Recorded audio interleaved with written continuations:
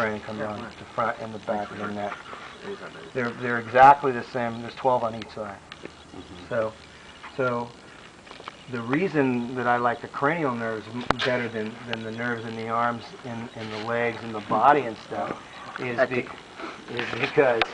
is because they are the directly direct shot to the brain.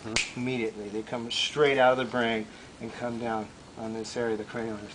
So you're going to get absolute instantaneous. There's no, there's no wiring going through the main wires and coming out through the brain. You're going to have so when you're touching like say this nerve here, on this side. So if I go and touch the same nerve on the other side, then we have double. Okay. So if you can hit multiple nerves on both sides at the same time, then you can cause. Then you can see there's a nerve mass right here that comes down, right? So if I stretch both of those nerve masses at the same time, it's so painful that he would pass out. If I left the pressure on there for too long, he would fall down. Or if I were to strike at the same time, it would come in and hit both sides. He hasn't knocked me out yet, but like when we do this one. Oh, Yeah. that was bad. Do this like that. Oh yeah. And it just. You've seen this Yeah, right. this movement in a kata. That's a straight knockout. Whack! You hit him right there and hit both of those nerves. And the thing is you'll come in with it like this, and so when you hit, and what it'll do is it'll strike both those nerve masses at the same time. Stretch them. Over at Alpha's place, you're talking about when you hit, you're curling. That's right.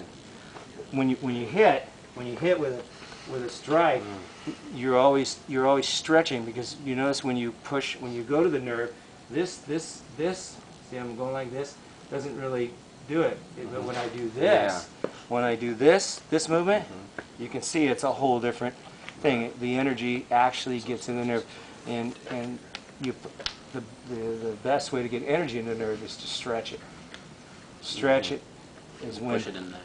Is when you're putting pressure, you're striking. If you stretch it, then it's going to double. It's going to double the intent. So that's why when we're striking, we're doing this kind of technique. Plus that hurts more. Yeah, like hyperextending, Well, it's doing what we're doing is we're moving the muscle and tendons away from the nerve. Oh, I see. When we do this, it vibrates. It moves the muscle away. So it's like when you're here and you press is one thing, but when I do that, right. when I move it away, you can see that there's a whole other thing. So the same thing's going to happen when you strike and you do that. I'm going to strike and do the same type of a hit. Then we're not talking blunt power, like this, trying to break the ribs.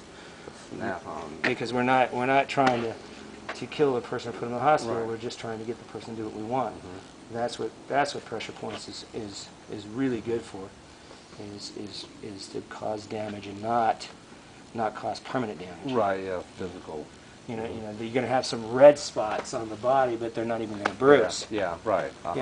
Which is why it was perfect when I got out of line as a kid for him to just reach over. Hey, shut up! Kick to the solar plexus that freezes the diaphragm. Is that nerve? Is there a nerve right in there? The body's completely covered with nerves. But I mean, I've kicked someone right here in the solar plex, and they just kind of froze, like they couldn't breathe. Is there? Well, that's probably collapse of the diaphragm, maybe, if you kept Isn't that what the it primary lower.